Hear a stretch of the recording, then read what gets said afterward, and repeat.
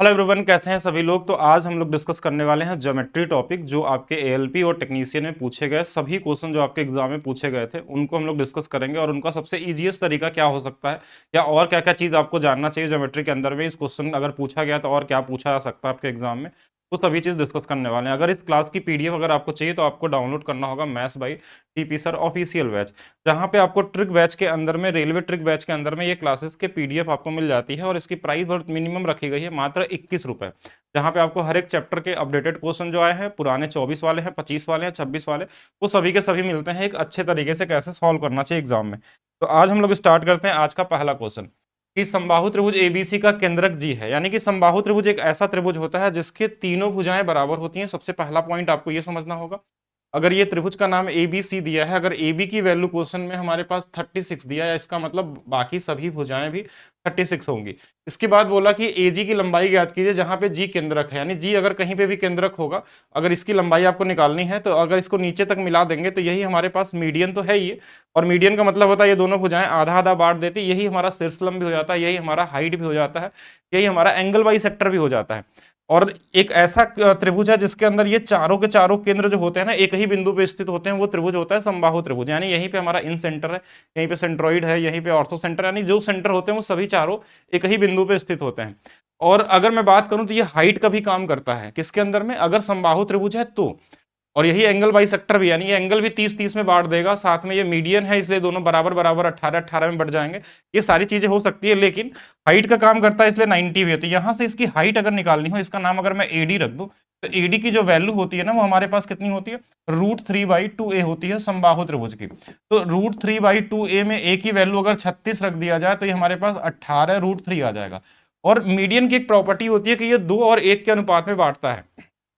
जो लाइन ये बननी है हमारे पास, ये 2 के 1 के अनुपात में, मतलब हमको ऊपर वाली वैल्यू अगर चाहिए तो इसको हमको 2 और 1 के रेशियो में सिर्फ बांट देना है। 2 1 बराबर 3 है, 3 की वैल्यू अगर देखा जाए तो 3 गुणे 6, 6√3 गुना पे है, तो 2 यूनिट की वैल्यू भी हमारे पास 12√3 हो जाएगा। मतलब अगर एजी का मान सिर्फ निकालना है तो 12√3 हो जाएगा। लेकिन इसके अलावा भी इसमें कई प्रॉपर्टी से इसका आंसर निकाला जा सकता है। जैसे मैं बताऊं कि अगर हमने अभी बताया ना कि ये सेंट्रॉइड है, तो ये इन सेंटर भी होता है। तो इन सेंटर में क्या होता है कि ये वाली वैल्यू सर्कम रेडियस हो जाती है, यानी कि परित्रिज्या हो जाती है, और नीचे वाली क्या होती है, अंत त्रिज्या। क्योंकि इस छोटे वाले को लेके एक सर्कल बनाया जा सकता है जो अंदर से भुजाओं को टच करती हो, और बड़े वाले को लेके एक ऐसा सर्कल बनाया जा सकता है जो बाहर के इसके वर्टेक्स को टच करते हुए जाते हैं।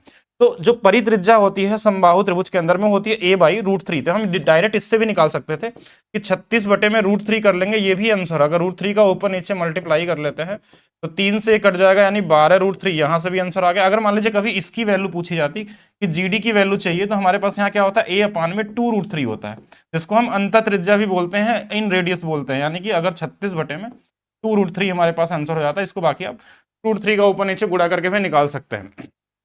बाकी निकालने के और भी तरीके हो सकते हैं, लेकिन अगर कॉमन तरीके से निकालना चाहे तो देखिए, ये वाला 18 हो जाएगा, ये वाला 36, इससे इसकी लंबाई निकालेंगे पाइथागोरस से, फिर 2 1 के अनुपात में बांट सकते हैं। बाकी समबाहु त्रिभुज में और कई अलग अलग तरीके से क्वेश्चन मिल सकते हैं जो आगे हम लोग डिस्कस करेंगे। समबाहु त्रिभुज में देखिए क्या क्या चीज आपको एक्स्ट्रा पता होनी चाहिए कि समबाहु त्रिभुज के अंदर अगर आपको जानना है तो क्या चीज और एक्स्ट्रा पता होना चाहिए। समबाहु त्रिभुज के अंदर में अगर हम बात करें कि अगर अंदर में कोई सर्कल बन जाए, इसको अंत त्रिज्या बोलते हैं। इस आर की वैल्यू a/√2√3 होता है अगर भुजाएं ए है तो। और अगर परित्रिज्या की बात करते हैं, यानी कि ये वाला कैपिटल आर के बारे में बात करेंगे, तो ये हमारे पास a/√3 होता है। ठीक है, ये 2 चीज आपको पता होना चाहिए। इसके अलावा समबाहु त्रिभुज में एक प्रॉपर्टी, बड़ी इंपॉर्टेंट प्रॉपर्टी होती है, तो बहुत सारे क्वेश्चन आपके एग्जाम में पूछे आते हैं कि अगर इसके अंदर में कोई बिंदु, कहीं पे कोई बिंदु अगर तीनों भुजाओं पे लंब डाल दिया जाए, तीनों भुजाओं पे किसी भी बिंदु से, ये कोई सेंट्रोइड या इन सेंटर या ऐसा कुछ नहीं है, यहाँ पे कहीं भी हो सकता है, ये यहाँ, और अगर ये P1 है, ये P2 है, ये P3 है, तो इन तीनों का जो सम होता है हमारे पास, इन तीनों का जो सम होता है, ये हमारे पास त्रिभुज के ऊंचाई के बराबर होता है। ये हमारे पास क्या होता है, समबाहु त्रिभुज की ऊंचाई होती है, जो इसके बराबर होता है। यहाँ से हम ए की वैल्यू निकाल सकते हैं, ऊंचाई निकाल सकते हैं। अगर इन तीनों को जोड़ देते हैं तो ये त्रिभुज की जो मेन हाइट होती है उसके बराबर होता है। कहीं पे किसी बिंदु से मिला के बना सकते हैं।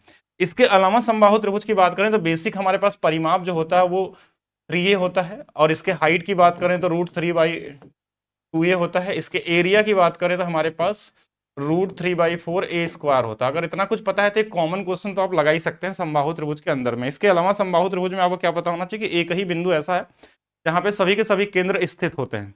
समबाहु त्रिभुज के अंदर में इसके तीनों भुजाएं बराबर होते हैं, तीनों कोण 60-60 होते हैं। जो हम इसमें मीडियन बनाते हैं वही हमारा एंगल बाइसेक्टर भी होता है, वही हमारे पास हाइट भी होता है, वही शीर्षलंब भी होता है। शीर्षलंब किसको बोलते हैं? जो वर्टेक्स से हाइट बनाई जाती है सामने वाले भुजा पे, तो वो शीर्षलंब भी कहलाता है। तो शीर्षलंब भी वही होता है, एल्टीट्यूड जिसको हम लोग बोलते हैं। अच्छा चलिए नेक्स्ट क्वेश्चन पे चलते हैं, बाकी और क्वेश्चन आएगा तो और भी चीजें डिस्कस करेंगे। फिर दूसरा क्वेश्चन जो हमारे पास है टेक्नीशियन में जो पूछा गया था कि यदि किसी समबाहुभुज की एक बाह्य कोण दिया है, बहुभुज के विकर्णों की संख्या हमको निकालनी है। तो कोई भी जो बहुभुज होता है ना, बहुभुज अगर उसका बाह्य कोण दिया है तो देखिए सभी बाह्य कोणों का योग, किसी भी पॉलीगन का बाह्य कोणों का योग 360 से ज्यादा नहीं हो सकता। कोई भी हो, जैसे वो ट्रायंगल हो, क्वाड्रिलेटरल हो, या फिर उससे बड़ा कोई पेंटागन, हेक्सागन, ऑक्टागन जो भी आ जाए, वो 360 से ज्यादा एक्सटीरियर एंगल का सम नहीं हो सकता। एक एंगल अगर हमको दिया और सभी बराबर हैं तो हमने इस एक एंगल कितना दिया था? 40, 40 से भाग दे देंगे तो नंबर ऑफ साइड निकल जाएगी और ये कितना आ जाएगा? 9 आ जाएगा। यानी 9 भुजाओं वाला ये क्या है? समबाहुभुज है। अगर हमसे सिर्फ साइड पूछा जाता तो आंसर हमारे पास आ जाता, लेकिन आपसे क्या पूछा गया? विकर्ण। अब विकर्ण के लिए आपको अलग से फार्मूला पता होना चाहिए कि n(n-3)/2 होता है, यानी कि ये 9 है तो 9 गुणे में 6/3 2 हो जाएगा। 2 से ये 3 बार में कट गया और ये 27 आपका क्या होगा? राइट आंसर होगा। ये बेसिक क्वेश्चन में आते हैं ना, आपको चीजें पहले से पता होनी चाहिए। फिर हम बात करते हैं नेक्स्ट क्वेश्चन, 24 भुजाओं वाला समबाहुभुज के 8 बाह्य कोणों का योग ज्ञात कीजिए। देखिए हमने अभी बताया था ना कि समबाहुभुज के सभी कोणों का जो एक्सटीरियर एंगल का योग होता है वो 360 से ज्यादा हो ही नहीं सकता। अगर 360 से ज्यादा नहीं हो सकता तो अगर उसमें 24 भुजाएं हैं तो 24 से अगर भाग दे देंगे तो एक कोण का हमारे पास क्या आ जाएगा? वैल्यू आ जाएगी। लेकिन हमको बोला 8 बाह्य कोणों का चाहिए, तो इसमें 8 से गुणा कर लेंगे तो 8 से कट जाएगा 3 बार में और 3 से ये 120 हो जाएगा। यानी कि अगर 8 कोणों को जोड़ेंगे तो हमारे पास 120 से ज्यादा नहीं हो सकता। तो ये भी कॉमन क्वेश्चन है। और अगर मैं सिर्फ रेगुलर पॉलीगन की बात करूं, यानी समबाहुभुज की बात करूं, तो इसमें क्या क्या चीज पता होना चाहिए आपको? Interior angle plus exterior angle का सम 180 से ज्यादा नहीं हो सकता। सम ऑफ एक्सटीरियर एंगल जो होता है हमारे पास वो सभी बहुभुज के लिए 360 डिग्री होता है। सम ऑफ इंटीरियर एंगल यानी आंतरिक कोणों का योग जो होता है, इंटीरियर एंगल जो हमारे पास होता है वो हमारे पास n-2 इंटू में 180 होता है। ये क्यों होता है ये चीज भी आपको बता दी गई थी। अगर आप बहुभुज की थ्योरी वाली क्लास पढ़े होंगे तो इसके पीछे का लॉजिक ये क्यों होता है, ये क्यों होता है, इसके पीछे का, ये 3 चीज आपको पता होना चाहिए। इसके अलावा डायगोनल के बारे में अगर पूछ ले तो n(n-3) में 2 कर सकते हैं, ठीक है। और अगर हमको नंबर ऑफ साइड पूछा जाए, नंबर ऑफ साइड्स पूछा जाए, तो ये 360 बटे में एक्सटीरियर एंगल होता है, ध्यान रखेंगे एक्सटीरियर एंगल, यानी कि जितने भी एक्सटीरियर एंगल होगा अगर 360 से भाग देंगे, क्योंकि 360 से ज्यादा हो ही नहीं सकता सम, तो यहाँ से कुछ यूज कर सकते हैं, इन्हीं में से कोई ना कोई क्वेश्चन आपके एग्जाम में मिल सकता है आगे भी। बाकी और बहुत सारी चीजें होती हैं। यहाँ पे चलते हैं नेक्स्ट क्वेश्चन की तरफ। नेक्स्ट क्वेश्चन क्या दिया हुआ कि त्रिभुज पी क्यू आर में कोण पी का समद्विभाजक, यानी कि समद्विभाजक को हम बोलते हैं एंगल बाइसेक्टर, ठीक है। यानी कि कोई भी त्रिभुज अगर हमारे पास है, और समद्विभाजक भी कई तरीके के हो सकते हैं। जैसे अगर मान लीजिए हमारे पास नाम क्या दिया, पी क्यू और आर दिया हुआ है, और पी का समद्विभाजक है, यानी यहां से एक लाइन ऐसी खींची जाए जो सामने वाली भुजा पे ए पे काटता है, तो ये एंगल को बराबर बराबर भागों में बांटता है, इसलिए इसको हम क्या बोलते हैं? एंगल बाइसेक्टर बोलते हैं। और ये कई तरीके से काट सकता है, यानी ये एक्सटीरियर एंगल का भी एंगल बाइसेक्टर हो सकता है। कभी कभी दो एंगल बाइसेक्टर को एक जगह मिलाते हैं, इसमें 3-4 केस बनते हैं। तो ये वाला सबसे ज्यादा आपके रेलवे एग्जाम में देखने को मिला था, बाकी हर एग्जाम में ही मिल जाता है, एसएससी हो या फिर। तो यहाँ पे क्या है हमारे पास, इसकी प्रॉपर्टी क्या होती है? अगर मान लीजिए ये वाला एक्स है, ये वाई है, और ये हमारे पास डब्ल्यू है और ये जेड है, तो इनका अनुपात बराबर होता है। यही इसका प्रॉपर्टी, एक्स वाई बराबर में डब्ल्यू वाई में जेड, ये अनुपात हमको बराबर है। अब इस क्वेश्चन में हमारे पास क्या दिया है कि क्वेश्चन में पी क्यू की जो वैल्यू दिया है वो हमारे पास पी क्यू की वैल्यू, ये वाली वैल्यू एक्स की वैल्यू 12 दिया हुआ है। और इसके बाद क्या दिया है? क्यू ए का मतलब ये वाली वैल्यू हमारे पास दिया है 4.2, और साथ में हमारे पास ए आर की वैल्यू जो दिया है, जेड की जो वैल्यू दिया है वो 3.8 दिया है। तो इसका मान आपसे पूछा गया होगा, तो बस वही अनुपात लगा देना है, 12 बटे में वाई बराबर में 4.2 बटे में 3.8। अब यहाँ से y की वैल्यू निकालनी है, तो 12 गुणे में 3.8 और अपान में 4 पॉइंट, देखिए दशमलव दोनों जगह है तो कट जाएंगे, कोई फर्क नहीं पड़ता। 6 से 2 बार, 6 से 7 बार, दशमलव को छोड़ दीजिए, 38 का 2 गुना कर देंगे तो 76 बटे में 7 कर लेना, दोनों जगह दशमलव सेम है, तो लगभग 10 दशमलव समथिंग आने वाला है। 10 दशमलव वाला एक ही आंसर है, तो अप्रॉक्स पूछा गया था, तो एग्जैक्ट वैल्यू भी निकालने की जरूरत नहीं है। बाकी अगर और कुछ जानना चाहते हैं तो इसके अंदर में बहुत सारी चीजें होती हैं। पहला चीज कि अगर हम एंगल बाइसेक्टर की बात करें तो देखिए एक तो ये अंदर वाला होता है, अगर एंगल बाइसेक्टर है, अगर ये एक्स है, ये वाई है, ये डब्ल्यू है, ये जेड है, तो एक्स बटे में वाई बराबर में डब्ल्यू बटे में जेड होता है। ठीक है, ये कॉमन कॉमन चीजें मैं बात करूँ। एक दूसरा चीज मैं बात करूँ, अगर इसके अंदर में अगर दो एंगल बाई सेक्टर हो, एक इधर से कट जाए और एक इधर से कट जाए, और ये कहीं पे क्यू पे मिल जाए, और ये ए है, ये बी है, ये सी है, और ये एंगल बाई सेक्टर मतलब ये इस बराबर है और ये वाले दोनों आपस में बराबर है, ये एंगल आपसे पूछा जाए तो ये 90 प्लस a/2 होता है। कभी कभी एक्सटीरियर एंगल बाई सेक्टर भी होते हैं। एक्सटीरियर एंगल मतलब कि अगर ये बाहर वाला कोड और इधर निकाल दिया जाए, ये एक्सटीरियर एंगल अगर एक दूसरे को काट देते हैं और ये बराबर है इसके और ये बराबर है इसके, और ये वाला अगर a है तो ये वाला 90 माइनस a/2 होता है। ये मिल जाता है आपके एग्जाम में। या तो आपसे एग्जाम में देखिए क्या मिल सकता है, ऐसे तो बहुत सारे केसेस हैं कि बहुत सारे एक साथ, तो अभी देखिए एक मान लीजिए इंटीरियर एंगल ये वाला काट रहा है थीटा थीटा, और एक हमने बाहर वाला काट मिला दिया इसमें कि ये वाई वाई था, तो ये अगर थीटा है ना तो ये वाला 2 थीटा होता है। अब इसको हम क्या मान लें, सेम ही थीटा थीटा नहीं रखते, इसको रख लेते हैं कि अगर ये टी है तो ये 2t होता है, ये इसका डबल होता है। एक तो ये होता है हमारे पास। एक और क्वेश्चन बन सकता है आपके एग्जाम में, अगर इंटीरियर एंगल बाई सेक्टर से अगर कंपेयर करें कि एक हम हाइट बना दें यहाँ पे और एक एंगल बाई सेक्टर बना दें। एक देखिए ऊंचाई वाला है और एक एंगल बाई सेक्टर, इनके बीच का कोण अगर थीटा है, अगर मान लीजिए ये पी है ये क्यू है, तो थीटा की जो वैल्यू होती है ना वो हमारे पास पी माइनस क्यू बाई 2 होती है।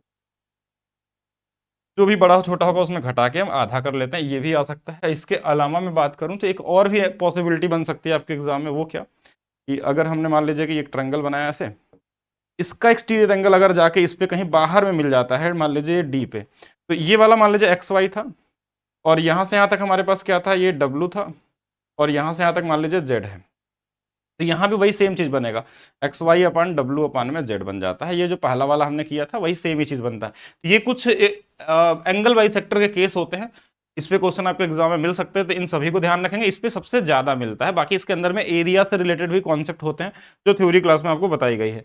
चलिए नेक्स्ट क्वेश्चन देखते हैं। किसी समबाहुभुज के एक आंतरिक कोण दिया हुआ है और उसके 7 बाह्य कोणों का योग। देखिए अभी अभी मैंने बताया था कि जो आंतरिक कोण और बाह्य कोणों का जो सम होता है एक्सटीरियर एंगल का, ये दोनों को जोड़ने पे हमारे पास 180 आना चाहिए था। इसमें अगर ये 56 है तो बचा हुआ कितना होगा, 24 होगा।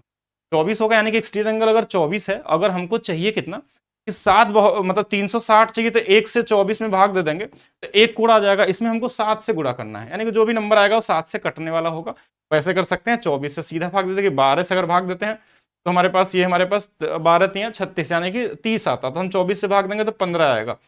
सही तो करें ना हम लोग। देखिए 12 दूना 24 और 12 3 36, और यहाँ पे आंतरिक कोण दिया है और उसके साथ बाह्य कोणों का योग ज्ञात कीजिए। ठीक है, तो कहीं आंसर तो मैच नहीं कर रहा है, यानी कि कहीं गलत कर दिया क्या हमने, सही तो जोड़ा ना यहाँ पे। अच्छा, यहाँ से 4 जोड़ देंगे और ये हमारे पास 24 हो जाएगा।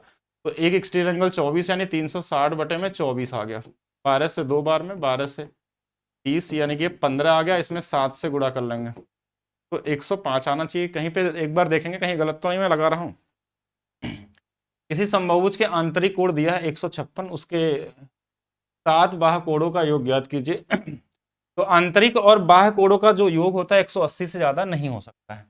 और यहाँ से अगर हम देखें तो ये हमारे पास 0 है, 5 2 7 1 8 है, और ये हमारे पास 1 है, तो 24 हमारे पास एक्सटीरियर। अच्छा ठीक है, तो भुजाओं का संख्या कोई मतलब नहीं था, मतलब बिना मतलब का हमने इसमें टाइम वेस्ट कर दिया थोड़ा सा। देखिए हमको जब एक कोण यही मिल गया कि 24 है हमारे पास है, इसी में सिर्फ 7 से गुणा करना था ना, हम नंबर ऑफ साइड्स में निकाल रहे थे, उसमें हम नंबर ऑफ साइड्स निकालना ही नहीं है। एक कोण तो हमारे पास पता ही चल गया कि 24 है तो 7 से गुणा करना था। ठीक है, बेसिक क्वेश्चन था, ज्यादा हमने सोच लिया। ठीक है, 7 चौक 28 और 7 दूना 14 और 2 16, 168 वाला आपका क्या होगा, राइट आंसर होगा।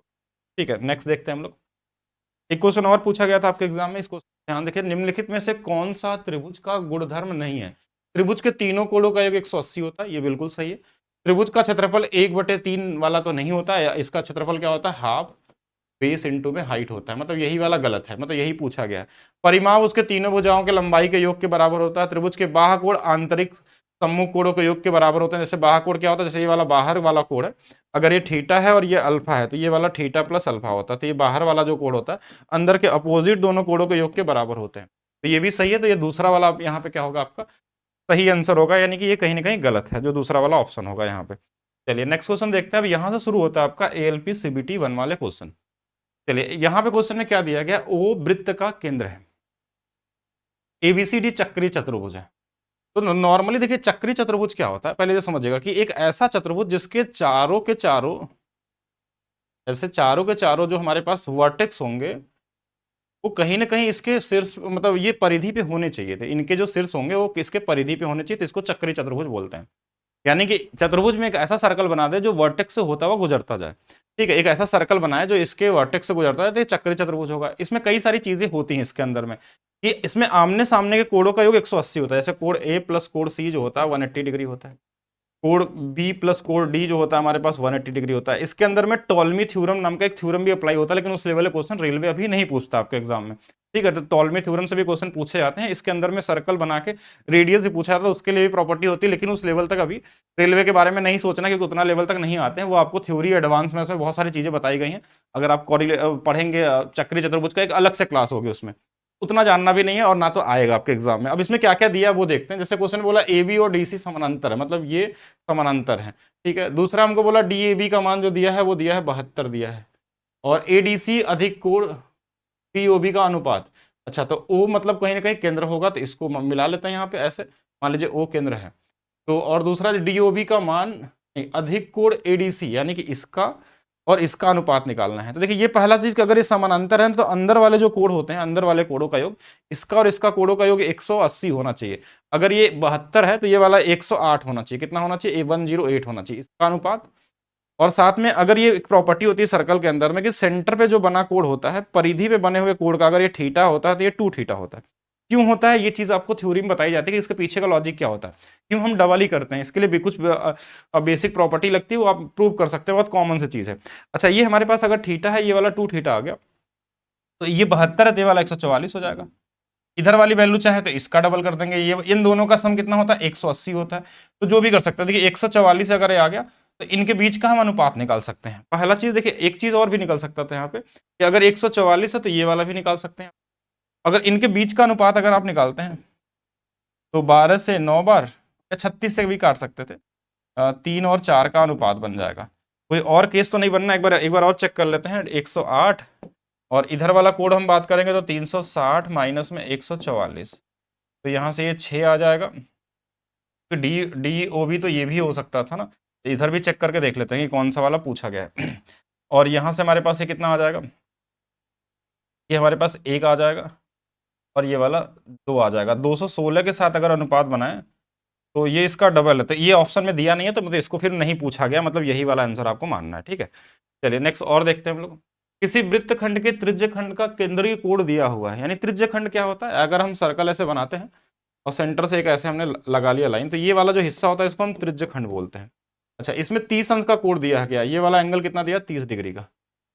त्रिज्य क्या पूछा गया, वृत्त की परिधि और त्रिज्य खंड के परिमाप का अनुपात।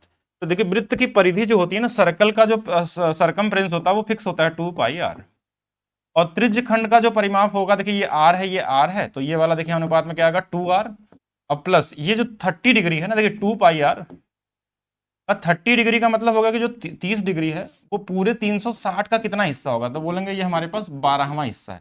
मतलब इस 2 पाई आर का हमारे पास 12वां हिस्सा भी साथ में निकालना है। आर सब में कॉमन, इसका कोई मतलब है नहीं, पाई तो कटेगा नहीं, तो यहाँ से एक बार सॉल्व कर लेते हैं। 2 भी काट सकते हैं, देखिए ये वाला 2, ये वाला 2, ये वाला 2, ये 12 से इधर गुणा होगा तो ये 12 पाई आ जाएगा। अच्छा, इधर में हमारे पास क्या दिया गया है, यहाँ पे 12 आएगा, प्लस में पाई आ जाएगा। पाई की वैल्यू क्वेश्चन बोला कि ये वाली वैल्यू लेनी है, तो 12 गुणे में 3.14 ले लिया, इधर 12 प्लस 3.14 ले लिया, तो 12 3 15.14, और यहाँ पे 12 चौक 48, 12 4 16, देखिए 12 चौक 48, 12 4 16, 36 37, यहाँ देखिए दोनों की जगह 0.2 अंकों में तो कोई मतलब है नहीं, बाकी इनको आधा तो कर ही सकते हैं आप लोग। आधा करेंगे, देखिए 2 से 7 बार और 2 से 5 बार और 2 से 7, 757 वाला कोई एक ही आंसर है, तो एक ही दिया हुआ है यहाँ पे, तो यही वाला होगा, बाकी इसका भी आधा कर सकते थे। तो ये कॉमन क्वेश्चन है। और चलिए नेक्स्ट क्वेश्चन की तरफ चलते हैं हम लोग। नेक्स्ट क्वेश्चन हमारे पास क्या दिया गया कि त्रिभुज एबीसी में एक वृत्त अंतर्निहित है, मतलब कि अगर हम बात करें तो किसी ट्रायंगल के अंदर में सर्कल दिया हुआ है, इसमें भी कई सारे प्रॉपर्टी बनते हैं, इसका नाम ए है, बी है और सी है। और क्या दिया गया, ए बी बी सी और ए सी में पी क्यू आर बिंदु स्पर्श करते हैं, मतलब ये वाला पी है, ये वाला क्यू है, ये वाला आर है। और क्या दिया क्वेश्चन में कि ए बी माइनस में बी सी जो हमारे पास है वो 3 है, ए बी माइनस में ए सी जो हमारे पास है 2 है। त्रिभुज ए बी सी का जो परिमाप है वो क्वेश्चन में दिया कि सभी भुजाओं का जो योग है वो 60 दिया हुआ क्वेश्चन। आपको पीबी और ए आर निकालना है। ये पीबी क्या है, मतलब पीबी यहाँ पे, पीबी की वैल्यू मान लीजिए अगर एक्स मान लेते हैं और ए आर की वैल्यू मान लीजिए वाई मान लेते हैं, तो आपसे पूछा गया इन दोनों का सम पूछा गया। तो देखिए इसमें एक छोटी सी प्रॉपर्टी होती है सर्कल के अंदर में, ध्यान रखेंगे किसी एक बिंदु से अगर दो टेंजेंट खींचे जाते हैं तो ये दोनों आपस में बराबर होते हैं। किसी भी एक बिंदु से सर्कल पे अगर दो टेंजेंट खींचे जाए एक ही जगह से तो ये दोनों आपस में बराबर होते हैं। इसके पीछे का लॉजिक होता है सिमिलरिटी या फिर कॉन्ग्रुएंसी बोल सकते हैं। जब आप इसको मिलाते हैं 90 डिग्री 90 डिग्री यहाँ से मिलाते हैं, ये दोनों कॉन्ग्रुएंट ट्रायंगल बनते हैं, इसलिए भुजाएं बराबर हो जाती हैं। तो अब देखिए यहाँ पे जैसे अगर ये वाला y है ना, ये वाला भी y होगा, अगर यहाँ ये x है तो ये वाला भी x होगा। और आपसे पूछा क्या गया यहाँ पे पीबी, पीबी यानी ये वाला, ए आर मतलब ये वाला। मतलब अगर देखा जाए तो इनको इनको अलग अलग नहीं, अगर आप इसी को निकाल लें, इस ए बी भुजा की लंबाई भी निकाल लेंगे तो वही आंसर होगा।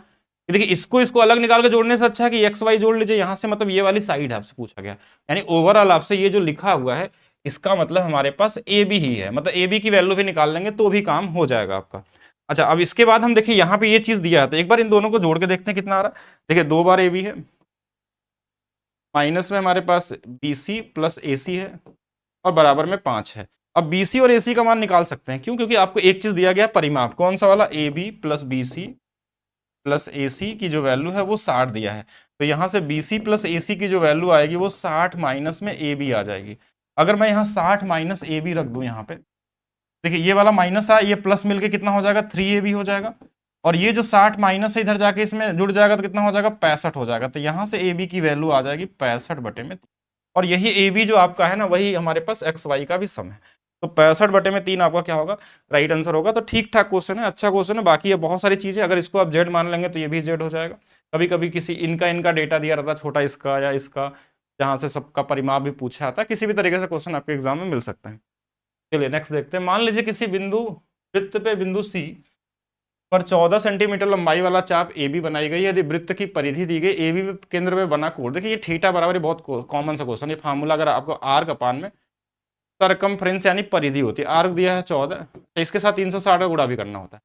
14/180 गुणे में 360, ये इसका 2 गुना है, 14 दूना 28, तो 28 डिग्री का कोण बनाएगा सेंटर पे। तो ये तो ईजी है, बेसिक फार्मूला बेस पे। किसी समबाहु त्रिभुज के भीतर स्थित एक बिंदु पे उसकी भुजाओं पे लंब रेखाएं खींची जाती हैं और इन लंबों की लंबाई दिया गया त्रिभुज का क्षेत्रफल। बहुत अभी थोड़ा देर पहले मैंने बताया था कि अगर किसी समबाहु त्रिभुज के अंदर में किसी भी बिंदु से, यहाँ से एक परपेंडिकुलर मान लीजिए P1 है, यहाँ से P2 है, यहाँ से P3 है, और ये सभी 90 डिग्री बनाते हैं अगर, तो हमने बताया था इन तीनों का जो सम होता है, इन तीनों का जो सम होता है वो त्रिभुज की ऊंचाई के बराबर होता है। त्रिभुज की ऊंचाई होती है √3/2a। तो अगर इनको जोड़ दिया जाए तो 7 6 13 और 5 18, यानी 18 वैल्यू हमारे पास है। त्रिभुज की ऊंचाई हमको मिल गई। यहाँ से हम चाहे तो एक ही वैल्यू निकाल सकते हैं। इसकी वैल्यू, एक ही वैल्यू, 18 दूना 36 बटे में √3।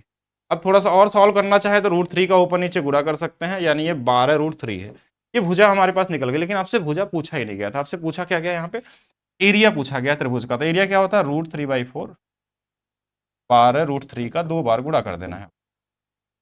ये 4 से कट जाएगा, ये 3 बार में 3, और ये वाला √3 मिलकर 3, 3 गुणे 3 9, 9 12 9 108 और रूट में 3 आ जाएगा। बाकी 9 से कटने वाला नंबर भी ढूंढ सकते थे। देखिए यहाँ 9 है। बाकी डिविजिबिलिटी रूल, ये सब चीजें आपको जहाँ कैलकुलेशन ज्यादा हो वहां लगाना है, ऐसा नहीं कि हर जगह लगाना है। यहाँ 3 है, यहाँ 3 है, यानी 9 है, तो 9 से कटने वाला नंबर ढूंढेंगे तो ठीक है। बाकी आप इजी क्वेश्चनों में क्या ही करेंगे। नेक्स्ट, एबीसी में हमारे पास बी पे समकोण है। त्रिभुज एबीसी में ये बी जो है ये 90 डिग्री बनाता है। ये क्वेश्चन में बोला गया एबीसी, और बी पे समकोण है बीडी एसी पे खींचा गया एक शीर्षलंब, यानी यहाँ से एक 90 डिग्री बनाया गया है। शीर्षलंब का मतलब क्या होता है, किसी शीर्ष से सामने वाले भुजा पे 90 डिग्री बना देंगे, शीर्षलंब होता है।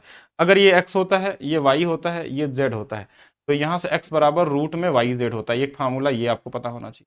इसके अलावा अगर मान लीजिए अगर हमको इस एक्स का मान निकालना है, तो ये हमारे पास ए बी इंटू में बी सी, मतलब इन दोनों का गुणा करके ए सी से भाग दे सकते हैं। ठीक है, यानी इस पूरे वाले का इसके साथ गुणा करके टोटल से इससे भी एक्स का मान निकल सकता है। तो दो चीजें हो सकती है। इसके अलावा इसमें 3 ट्रायंगल बनते हैं। जैसे एक लाइन खींचते हैं तो एक ट्रायंगल ये, एक ट्रायंगल ये, एक ट्रायंगल ये, तो इसमें 3 सिमिलरिटी भी लगती है। उसी सिमिलरिटी से ये वाला आता है x² बराबर वाई जेड।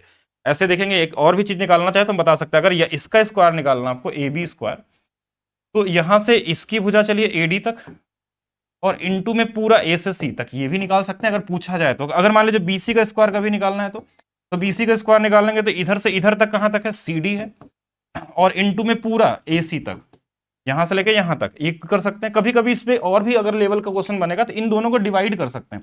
मतलब एक कंडीशन ये भी बन सकता है, ए बी स्क्वायर अपान में बी सी स्क्वायर बराबर में A D upon C D हो जाएगा, क्योंकि ए सी सी कट जाएगा। तो ये भी एक रिलेशन पूछा जा सकता है, या इस पे बेस क्वेश्चन आ सकते हैं। ये स्क्वायर है, ध्यान रखिए, बी सी टू नहीं है, बी सी का स्क्वायर दिया है। तो अब इस क्वेश्चन में क्या दिया गया वो देखेंगे। यदि ए डी बराबर हमारे पास ए डी का मतलब ये डी है, तो ए डी की जो वैल्यू हमारे पास 5 दिया है, डी सी की वैल्यू यहाँ पे 9 दिया है, इसकी लंबाई, मतलब एक कॉमन वाला ही क्वेश्चन पूछा गया इसमें। तो रूट में 5 गुणे में 9 हो जाएगा, 9 बाहर आ जाएगा, यानी 3√5 हो जाएगा। इस तरीके से निकाल सकते हैं। बाकी इसमें और भी क्वेश्चन आता है तो और भी कर सकते हैं। इसके अलावा इसमें कुछ चीज़ें और भी जान सकते हैं। किसी राइट एंगल ट्रायंगल के अंदर में बहुत सारे क्वेश्चन बनते हैं। अगर इसके अंदर में अंत त्रिज्या पूछा जाए आर, और ये परपेंडिकुलर हो, ये बेस हो, ये हाइपोटेनस हो, तो आर की जो वैल्यू होती है P plus B minus H by capital R जो होता है, यानी परित्रिज्या, यानी जो इस पे बड़े वाले पे सर्कल बनाया जाए, तो ये हमारे पास हमेशा कर्ण का आधा होता है। इस हाइपोटेनस का क्या होता है, आधा होता है। इसके अंदर में और भी 10-20 तरीके के रिलेशन बनते हैं, बट इतना कॉमन ही जानना है, क्योंकि इससे ज़्यादा लेवल नहीं आपको करना। बाकी आप थ्योरी क्लास में भी देख सकते हैं, इसमें बहुत सारी पॉसिबिलिटी होती है, ठीक है।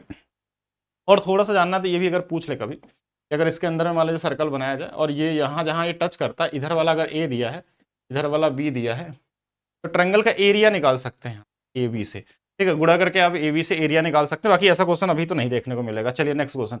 एक समबाहुभुज के शीर्ष पर आंतरिक कोण और बाह्य कोण का अंतर दिया है। आंतरिक कोण बाह्य कोण यानी कि इंटीरियर माइनस एक्सटीरियर का अंतर 150 है। हमको एक चीज पता है कि इन दोनों को जोड़ने पे जो आता है ना, वो 180 से ज्यादा नहीं हो सकता। अगर मैं एक्सटीरियर एंगल यहां से निकालूं तो हमको पता है कि इन दोनों का अंतर का आधा, यानी कि अंतर 30 है, 30 का आधा 15, ये हमारे पास इंटीरियर एंगल एक्सटीरियर एंगल होगा।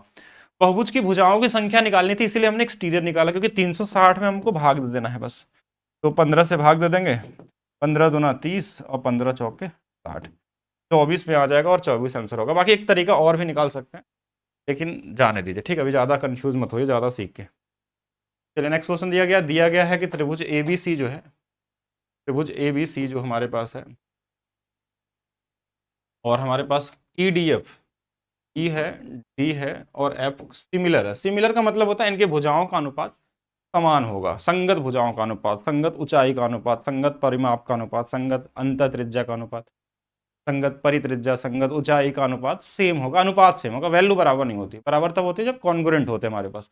अब इसमें क्या क्या दिया है, ए बी की वैल्यू 5 दिया है, इसी की वैल्यू 7.5 दिया हुआ है, और डी एफ की वैल्यू 15 है। डी एफ कहाँ पे है, ये वाला 15 दिया हुआ है।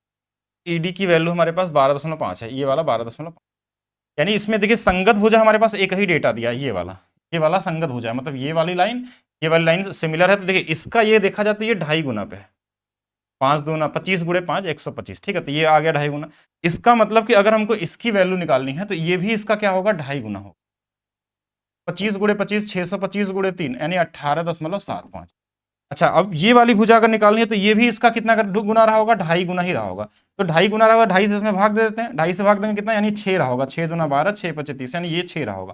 पूछा गया क्या क्वेश्चन में कि त्रिभुज के शेष भुजाओं का योगफल, शेष भुजा ये वाला नहीं पता था हमको और ये वाला नहीं पता था, इनको जोड़ लेंगे। सब 18.75 और 6 को जोड़ लेंगे, 24.75 आपका क्या होगा, आंसर हो जाएगा। तो ये भी इजी था, बेसिक सिमिलरिटी पे क्वेश्चन था। नेक्स्ट देखते हैं। नेक्स्ट क्वेश्चन में क्या दिया गया कि एक 12 मीटर ऊंची इमारत दिन के एक निश्चित समय पे 8 मीटर की छाया बनाती है। यानी कि जो 12 मीटर वाली इमारत है वो 8 मीटर की छाया देती है, और उसी समय एक ऊर्ध्वाधर खंभे जिसके शीर्ष पे ध्वज लगा है वो 15 मीटर की छाया दे रही है। ये 15 मीटर की छाया दे रही है। तो केवल झंडे की ऊंचाई 3 मीटर, खंभे की ऊंचाई देखिए, अगर ये इसका देखा जाए ध्यान से तो इसका कितना गुना, बोलेंगे 1.5 गुना है। यानी इसका मतलब ये भी जो ये वैल्यू इधर जाएगी तो ये भी 1.5 गुना रहा होगा। तो 15 गुणे 15 यानी कि 225 होता है, यानी कि 22.5, यानी कि इसकी जो लंबाई रहेगी 22.5 रही होगी। लेकिन क्वेश्चन में बोला ना कि इसमें 3 मीटर का झंडा भी था, तो इसमें 22.5 में 3 मीटर आपको घटा भी देना है। तो ये हमारे पास कितना आ जाएगा, 19.5 आ जाएगा। तो 19.5 क्या रहा होगा, खंबे की लंबाई रहेगी, 3 मीटर उसके ऊपर झंडा रहा होगा। तो यही हमारे पास क्या होगा, आंसर हो जाएगा। नेक्स्ट देखते हैं। त्रिभुज पी क्यू आर में बिंदु एम एन, ये अच्छा क्वेश्चन है, इसको ध्यान रखिएगा। वैसे तो सिमिलरिटी में शुरू में ही पढ़ाया जाता है, जब थेल्स थ्योरम पढ़ते हैं, मिड पॉइंट थ्योरम पढ़ते हैं, तो वहाँ पे इस तरीके के सिमिलरिटी वाले क्वेश्चन बताए जाते हैं कि अच्छा नाम इसका क्या है, पी क्यू आर है, पी है, क्यू है और आर है, और एम एन भुजा पी और पी क्यू आर पे स्थित। देखिए एम यहाँ मान लीजिए और यहाँ पे प्रकार स्थित है कि एम के समानांतर है, ये समानांतर ही देता है, तभी तो सिमिलरिटी लगती है। एक ट्रायंगल ये और एक बड़ा वाला ट्रायंगल। तो दूसरा चीज हमारे पास क्या है, पीएम और क्यूएम। पीएम की वैल्यू 4 दिया, इसकी वैल्यू 7 दिया, तो टोटल की जो वैल्यू हो जाएगी वो कितनी हो जाएगी, 11 हो जाएगी। यहाँ से सिमिलर होने का मतलब है कि इसका भुजा जो है 4 है तो ये भी 4 होगा और ये भी 11 होगा, ये 4 होगा तो ये वाला भी 11 होगा। अनुपात तो ठीक है, अनुपात पूछा भी नहीं है, क्वेश्चन में बोला गया इसका जो क्षेत्रफल है, यानी इसका क्षेत्रफल 36 दिया हुआ है, तो इस नीचे वाले चतुर्भुज का क्षेत्रफल निकालना। बहुत कॉमन सा चीज है कि अगर दो ट्रायंगल सिमिलर होते हैं तो उनके भुजाओं का वर्ग कर देना ही हमारे पास क्या होता है, एरिया का अनुपात होता है। तो इस छोटे वाले ट्रायंगल की जो भुजा है ना वो 4 है, तो 4 का स्क्वायर ये 16 होगा। लेकिन जो अब ये 7 का स्क्वायर 49 मत कर दीजिएगा इसको, क्योंकि ये ट्रायंगल नहीं है, ये क्या है, क्वाड्रिलेटरल है, ट्रेपेजियम एक तरीके को बोल सकते हैं। तो अब यहाँ पे जो बड़ा वाला ट्रायंगल है ना, इसकी भुजा 11 है, ध्यान से, तो 11 का स्क्वायर ये पूरे का एरिया कितना आएगा, 121 आएगा। 11 का स्क्वायर 121 आएगा। लेकिन हमको क्या है कि इसका ही चाहिए, तो देखिए टोटल 121 है, इसमें 16 घटा लेंगे तो नीचे वाला 105 होगा। नीचे वाला कितना होना चाहिए, 105 होना चाहिए। ये वैल्यू हमारे पास आ गई।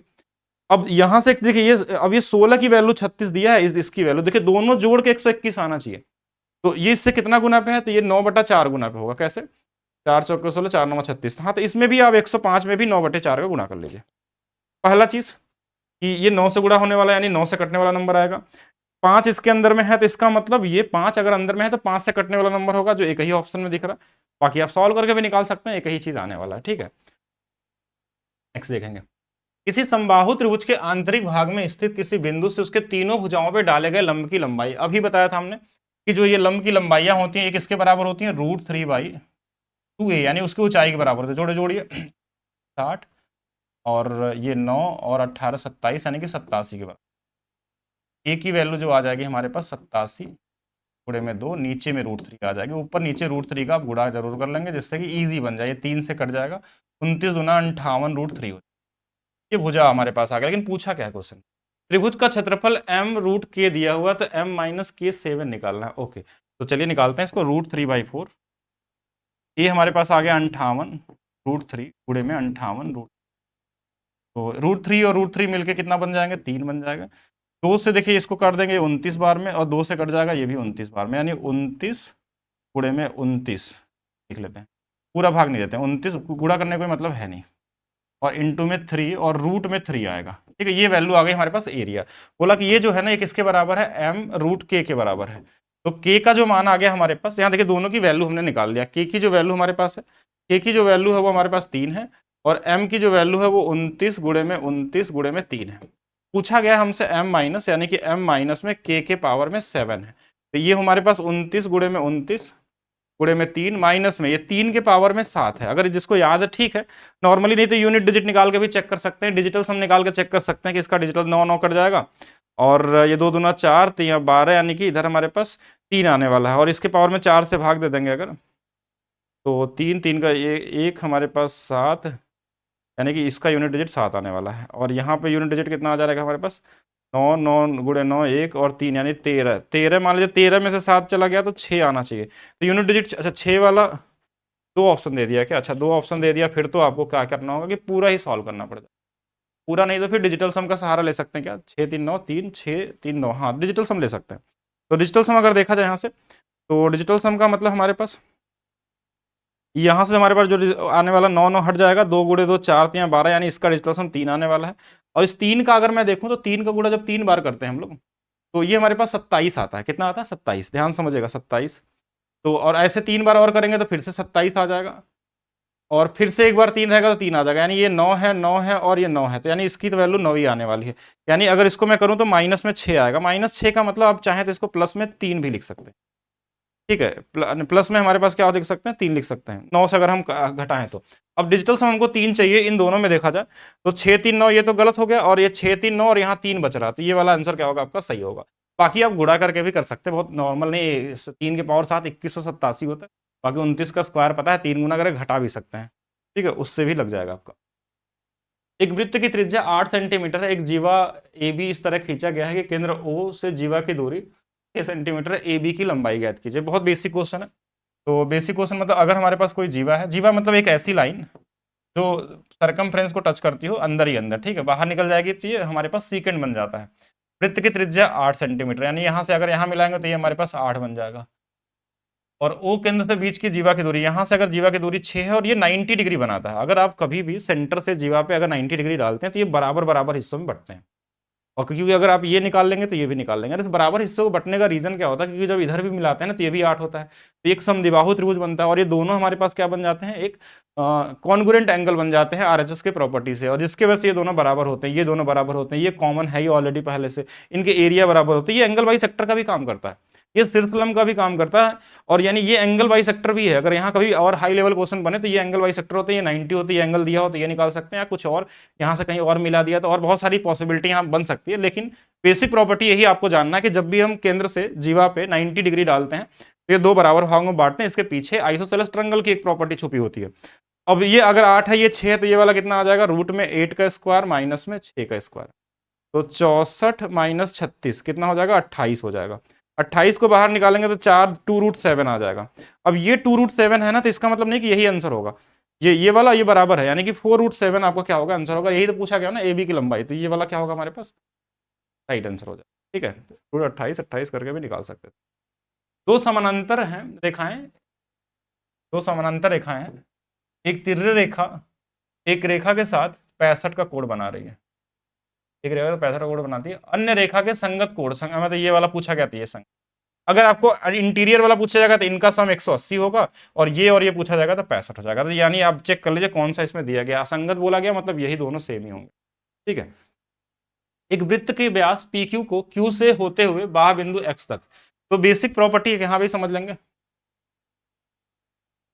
कि अगर हमारे पास एक वृत्त में व्यास PQ, व्यास का मतलब होता है जो सेंटर से गुजरता हो, का नाम हमने PQ रख दिया, और साथ में बोला गया Q से होते हुए बिंदु X तक जाता है, यहाँ तक X तक जाता है, विस्तारित किया जाता है, और बिंदु Y पे स्पर्श रेखा XY खींची जाती है, यहाँ से अगर Y हम इधर नीचे ऊपर कहीं बना सकते हैं। XY की वैल्यू 15 है, इसकी वैल्यू 9 दिया है, और इसकी वैल्यू आप X मान लीजिए टोटल की। इसमें एक बेसिक प्रॉपर्टी लगती है, और ये भी प्रॉपर्टी कहाँ से आती है, कॉन्ग्रुएंसी से आती है, कि जो बाहर वाला होता है इसका स्क्वायर, या 2 बार लिख लीजिए, एक ही चीज़ है, 15 गुणे में 15, फिर बाहर वाली की वैल्यू 9 गुणे में टोटल लेते हैं, अंदर वाला नहीं लेते, टोटल मतलब ये 9 + x है, तो ये इससे कट जाएगा, तो 15 225 है, यानी कि हमारे पास 9 25, तो ये वाला 25 बराबर में 9 + x है, x की वैल्यू 16 आ गई। मतलब अगर ये पूरा 16 है तो ये वाला 8 और 8 रहा होगा, क्यों, क्योंकि ये जो रेडियस होगा ना 8 8 होगा, लेकिन पूछा क्या रेडियस है डायमीटर, तो अगर रेडियस पूछा गया तो आंसर 8 होगा, डायमीटर पूछता तो हमारे पास कितना आता, 16 आता, तो यहाँ पे हमारे पास कितना होगा आंसर 8। बाकी ये बेसिक प्रॉपर्टी है, इसमें और कई तरीके से बनते हैं, अगर आप जानना चाहेंगे तो मैं बहुत सारी चीज़ें बता सकता हूँ इसके अंदर में। कि पहला चीज़ तो ये समझिएगा कि कभी कभी ये दोनों अंदर ही काट लेते हैं, अंदर काटते हैं मतलब अगर ये A है, ये B है, ये C है, ये D है, तो AB बराबर में TD होता है। कभी कभी ये क्या करते हैं ना कि अंदर ना काट के ये हमारे पास बाहर काटते हैं। मान लीजिए बिंदु हमारे पास यहाँ पे है, और ये वाली वैल्यू हमारे पास क्या दिया है, ये है, तो भी मान लीजिए ये x है, ये y है, ये w है, ये z है, तो यहाँ पे हम क्या करते हैं कि बाहर वाला लेते हैं और इनटू में टोटल लेते हैं x + y, और बराबर में हमारे पास बाहर वाला लेंगे z और टोटल लेंगे तो y + z, ऐसे वैल्यू ले लेंगे। यहाँ पे एक क्वेश्चन जैसा दिख रहा है, ऐसा होता नहीं वैसे, तो एक ये भी हो सकता है।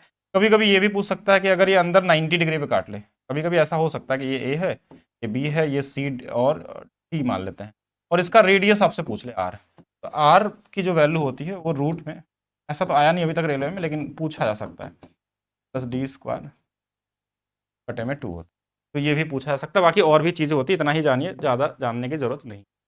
क्रमशः Q1 Q2 दो केंद्र वाले वृत्त एक दूसरे को बाह्य रूप से A पे स्पर्श करते हैं। दो सर्कल अगर एक दूसरे को टच करते हैं तो यहाँ पे स्पर्श रेखा बन सकती है, ठीक है। और कितनी स्पर्श रेखाएं, एक देखिए ये स्पर्श रेखा होती है, एक ये हो सकती है, और एक ये हो सकती है, 3 स्पर्श रेखाएं। ये भी क्वेश्चन आपसे पूछा है, लेकिन दोनों के यहाँ पे क्या दिया है, उभयनिष्ठ और PQ, मान लेते हैं ये वाला PQ दिया, उभयनिष्ठ वाले इसी को बोलते हैं हम लोग। त्रिज्या है इसकी 11 दिया हुआ है, और इसका कितना 4 दिया हुआ है। PQ की लंबाई ज्ञात कीजिए। देखिए ये बेसिक प्रॉपर्टी होता है, 2 रूट में कैपिटल R स्मॉल r, तो 2 गुणे में रूट में 11 गुणे में 4, ये 4 बाहर आ जाएगा तो 2 गुणे 2 4√11 हो जाएगा।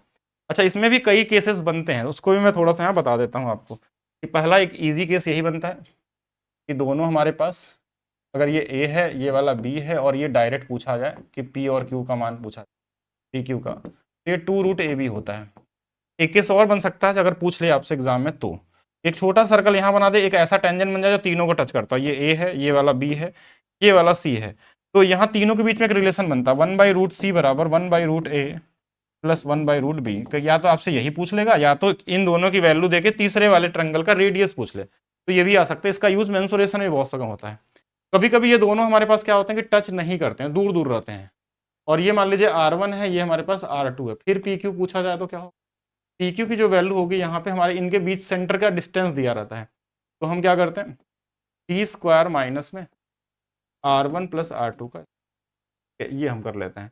ठीक है, एक तिर्यक भी होता है तो वहां पे हमारे पास घटा के नहीं, उनको हम क्या करते हैं जोड़ लेते हैं। ठीक है, उसके हिसाब से कर सकते हैं। एक सेकेंड, यहाँ गलत लिख दिया मैंने, R1 माइनस R2 का, तो ये माइनस रहेगा, ध्यान रखिएगा। और जब तिर्यक वाले में रहते हैं तो वहां पे प्लस रहता है। ठीक है, तिर्यक वाले में क्या रहता है प्लस, और डायरेक्ट वाले में क्या होता है माइनस। अच्छा, इतना ही क्वेश्चन था आपके पास, लगभग 30 उस क्वेश्चन के आसपास थे जो एएलपी और इसमें आपका टेक्नीशियन वाले थे, जो ज्योमेट्री के पार्ट से थे। अभी एक और सीरीज हम आपको देंगे जहाँ पे ग्रुप डी वाले क्वेश्चन देंगे, वहाँ हो सकता है कि और आसान या कुछ मुश्किल हो, तो उसको भी कराया जाएगा आपको इस बैच के अंदर में। ये सारी चीज़ें देखिए आपको यूट्यूब पे बहुत सारी क्लासेस मिलेंगी, साथ में अगर आपको इनके पूरे के पूरे क्वेश्चन के साथ साथ पीडीएफ भी चाहिए, जिसमें ऑलरेडी 24-25 वाले तो करा ही जा रहे हैं। Maths by DP sir official app download कर लीजिए, जहाँ पे आपको रेलवे ट्रिक के नाम से एक बैच मिल जाए। रेलवे ट्रिक के नाम से एक मिनिमम प्राइस रखी गई, जहाँ पे इसका पीडीएफ और साथ में वीडियो दोनों चीज़ आपको अवेलेबल कराए जाते हैं। तो बाकी मिलते हैं नेक्स्ट क्लास में, अभी के लिए रखते हैं सिर्फ इतना ही।